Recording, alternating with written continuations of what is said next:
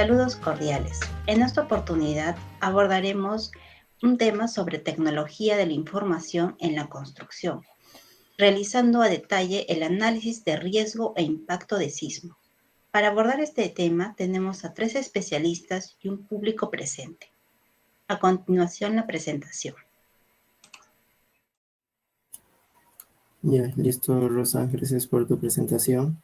Bueno, ahora vamos a exponer el tema de análisis de riesgo e impacto de sismos.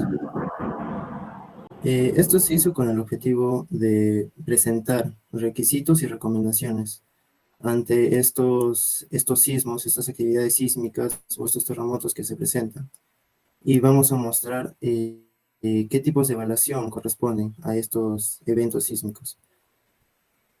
Comenzamos con que estas edificaciones, estas estructuras, poseen una clase de disponibilidad todas, desde la clase 1 hasta la clase 4. La clase 1 corresponde a una baja participación de estas estructuras. Una baja participación respecto a distribución de energía, respecto a control ambiental, o bien ya sea a telecomunicaciones. Es decir, que estos son más susceptibles a padecer de riesgos. La clase 2 ya tiene un nivel medio, la clase 3 un nivel alto y la clase 4, claro, ya es muy alto. Es un poco improbable que puedan suceder riesgos o estos ya pueden mitigarse fácilmente. Siguiente, por favor. Ahora vamos a hablar de los riesgos asociados a actividades sísmicas. Como ven, hay bastantes riesgos que pueden ocasionarse debido a estas actividades sísmicas o estos terremotos. Los riesgos directos son el movimiento de tierra, como pueden ser de corto periodo, lo que ocasiona un mayor riesgo en las edificaciones pequeñas, como son las casas normalmente, y las de largo periodo, como corresponden ya a edificios muy altos. Como pueden ver, hay un ejemplo de un péndulo invertido, lo que ocasionaría mayor tipo de riesgos de periodos pequeños a casas y mayores riesgos en periodos altos para edificios grandes. Esto es un riesgo directo, como también la licuefacción de los suelos, que ante un sismo, una actividad sísmica, pueda que el suelo no tiene la capacidad suficiente como para soportar una edificación y que pueda pasar cualquier tipo de riesgos o situaciones en la cual la casa se podría hundir o cualquier otra edificación. Siguiente, por favor. En el caso de riesgos indirectos ante acciones sísmicas, poseemos el fuego, efluentes tóxicos, perjudiciales, que podrían suceder todos estos: fuego, explosiones, inundaciones en una actividad sísmica. Cualquier tipo de sistema, como también pueden ser telecomunicaciones, como sistemas de seguridad, o servicios públicos, ya sea electricidad, gas, agua, alcantarillado, todos estos se pueden interrumpir y desfavorece esto a quien no esté participando bien la edificación. Siguiente, por favor. Y ahora vamos a evaluar los riesgos sísmicos. ¿Qué necesitamos para evaluar riesgos sísmicos? Pues necesitamos identificar estos riesgos, así como también la magnitud de la actividad sísmica. Esto ya puede determinarse por nuestra norma E030. Y los vamos a evaluar todos estos riesgos, porque para una estructura no todos los riesgos van a ser permitidos, sino que hay que seleccionar cada uno de esos riesgos y los más vulnerables. Y con respecto a esa evaluación, vamos a mitigarlos. Ya, como vimos anteriormente, el primer riesgo era el movimiento de suelo, de corto periodo o largo periodo. Y esto va a depender según el mapa de peligrosidad que nos da la norma. Esto va a depender de la probabilidad que haya un sismo, del periodo de tiempo y de la intensidad de movimiento del umbral. Siguiente, por favor.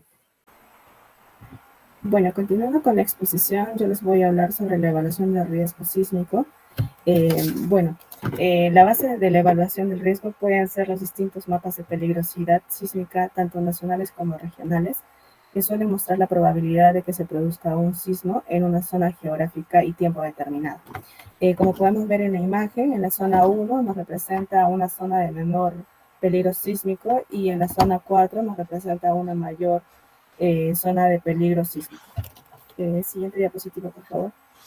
Bueno, en esta diapositiva podemos ver la comparación de dos escalas que son la de Mercalli, disculpen, y Shindo, que en realidad son lo mismo. En efectos físicos, en consecuencias físicas, vienen a ser los mismos. Como lo dice ahí el cuadrito, en cada columna nos va a dar un rango, pero vamos a tener las mismas consecuencias físicas en desastres. En la tabla 2 hablamos sobre el AMS y daños típicos. El AMS es el acelerógrafo de movimiento sísmico, que nos da dos rangos, tanto mínimo como máximo. Y bueno, como los rangos son mínimos, también los efectos o las consecuencias también van a ser mínimas. Y en el rango máximo también vamos a tener consecuencias, bueno, graves, ¿no? Siguiente diapositiva, por favor. Bueno, lo que es una consecuencia de un sismo o un terremoto es que pueda suceder el fenómeno de la licuefacción del suelo, en la cual podemos reproducir el video, por favor. Podemos ver en el video algo similar, como se puede pasar en algo real, ¿no? En este caso está simulándose un sismo, en el video lo pueden ver, en el cual el sismo va a provocar este fenómeno y va a verse que el terreno va a perder firmeza a causa de la saturación de agua, arena o grava comportándose como un líquido. Bueno, podemos ver también de que el IPL, que es el índice de potencial de licuefacción, cuando va a ser muy bajo no va a ser necesario que se hagan estudios, pero cuando el IPL va a ser mayor a 15, vamos a tener que realizar estudios de suelo, ¿no? Siguiente diapositiva, por favor. Bueno, ante esto, ¿cómo podemos mitigar, ¿no? estas consecuencias? Podemos hacer uso de la tecnología de amortiguadores, de aisladores sísmicos. ¿Podrías avanzar la siguiente diapositiva, por favor? Bueno, acá tenemos dos tipos de amortiguadores, uno de ellos los pasivos y otros que son los de base. Los pasivos van a soportar o a absorber la energía en forma horizontal, como lo pueden ver.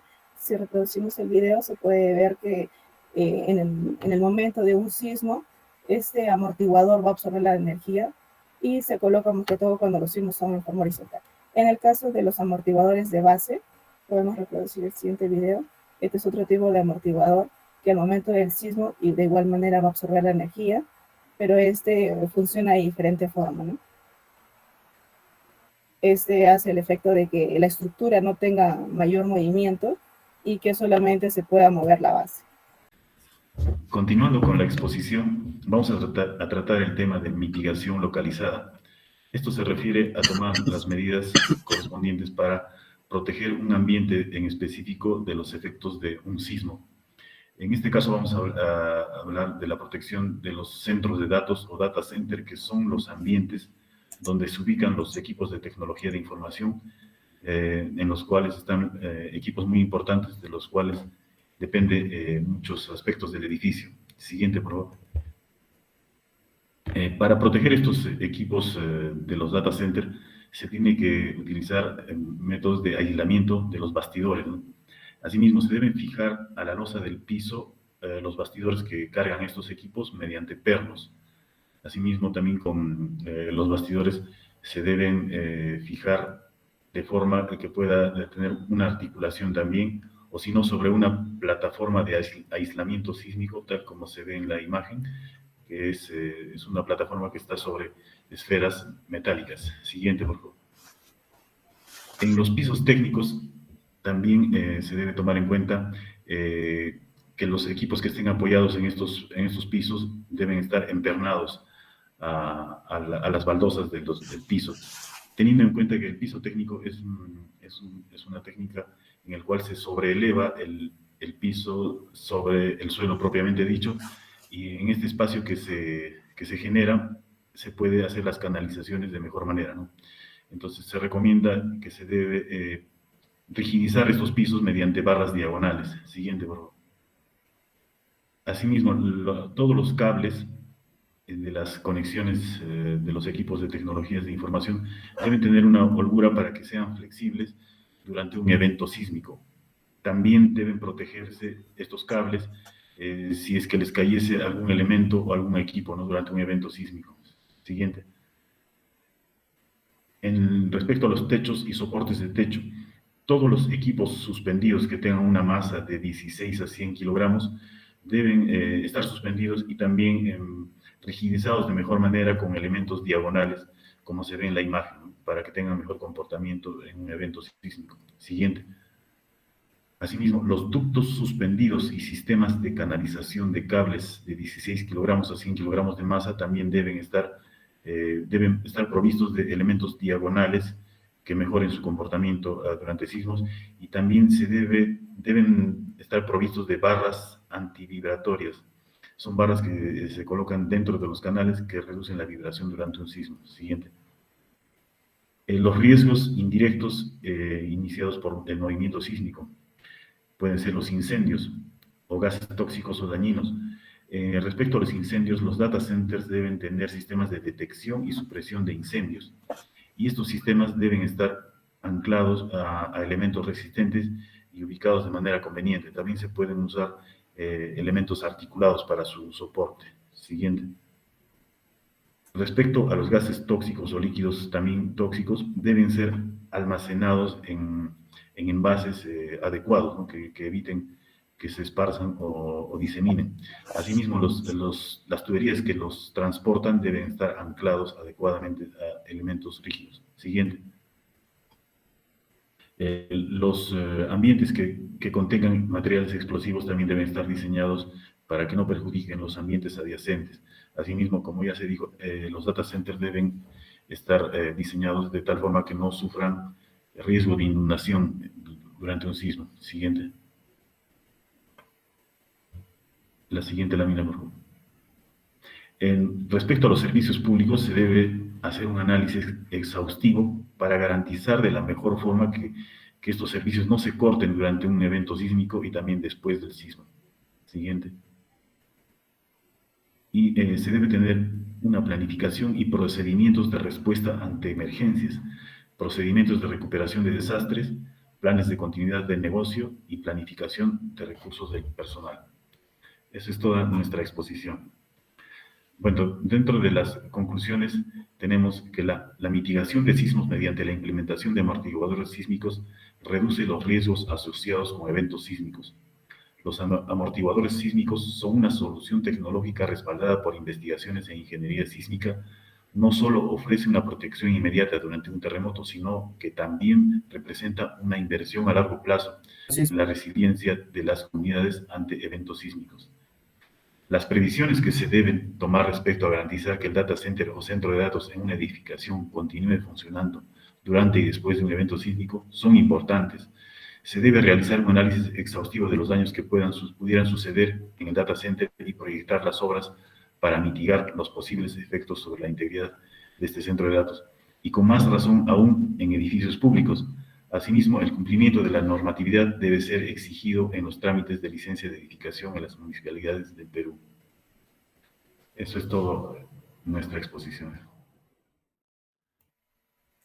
Muchas gracias a los expositores. Ahora pasaremos a la fase de preguntas. Iniciaremos con la pregunta del arquitecto Jean-Pierre Coricaza. A ver, es directamente para el ingeniero Rafael. Nos mencionaba en su tema de exposición ciertos parámetros con respecto a lo que son los eventos sísmicos. ¿Cómo se podría garantizar que los servicios básicos puedan ser continuos durante y después de un evento sísmico? Hay que tener en cuenta los ANS, que son los acuerdos de nivel de servicio.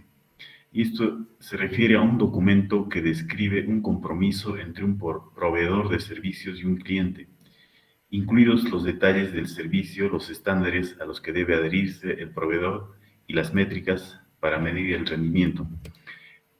Así también es conveniente que las entidades y empresas que brindan los servicios cada vez mejoren en el diseño, proyección y construcción de sus servicios para que puedan resistir los eventos sísmicos. Y bueno, hay muchas formas de también mitigar estos efectos posteriores a los sismos. Por ejemplo, en el nivel de electricidad, las edificaciones importantes tienen que tener equipos de respaldo para que generadores de electricidad, ¿no? Y estos equipos generalmente funcionan con combustible y entonces también se debe pensar en los proveedores de combustible y así de esta forma en todos los servicios, ¿no? Muchas gracias por su respuesta, ingeniero Rafael. Ahora procederemos a la pregunta del ingeniero Edwin Mancilla. Mi pregunta es para el ingeniero Alberto. Es netamente acerca de los programas que nos ayudan, ¿no?, a identificar y analizar y a mitigar los riesgos sísmicos que se presentan. Gracias. Bueno, a tu pregunta, en sí hay varios programas que pueden ayudarnos a responder, a mitigar estas actividades, estos riesgos. Uno es el RISC Project, otro es RISC, que básicamente tenemos que identificar nuestros propios riesgos que van a ciertas estructuras o a nuestra edificación en particular. Identificados estos riesgos, los pasamos a analizar. Para un análisis detallado, necesitamos hacer un análisis cuantitativo del proyecto. Si es superficial, si es de pocos pisos, digamos, o no es de tan gran envergadura, podemos usar un análisis cualitativo. Igualmente, el programa nos va a ayudar a hacer ya sea el análisis cualitativo o cuantitativo, y nos puede ayudar también en el presupuesto de estas mitigaciones que se van a dar. Ok, Gracias. Gracias, ingeniero Alberto. Ahora, para finalizar, vamos a continuar con el ingeniero Brian para que proceda a hacer su pregunta. Ok. Mi pregunta va hacia la ingeniera Janina. Como se sabe, o como ya se mencionó, que hay normas o hay reglamentos que ya nos parametrizan bajo qué edificaciones se deben utilizar los aisladores que usted mencionó. Y mi consulta ¿es recomendable colocar aisladores sísmicos en todas las zonas de riesgo que existen en el Perú?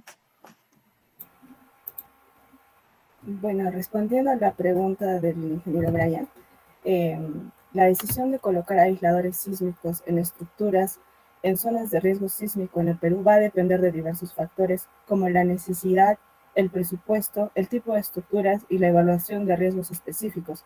Si bien es cierto, la instalación de aisladores sísmicos es muy beneficiosa para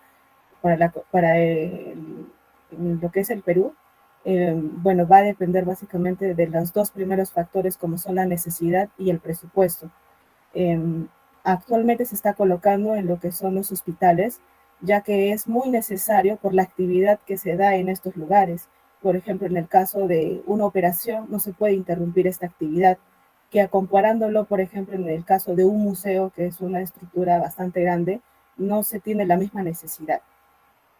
Esto. Gracias, ingeniera Janina. Bueno, culminamos ya la fase de preguntas y con esto también la presentación de nuestro tema. Muchas gracias por su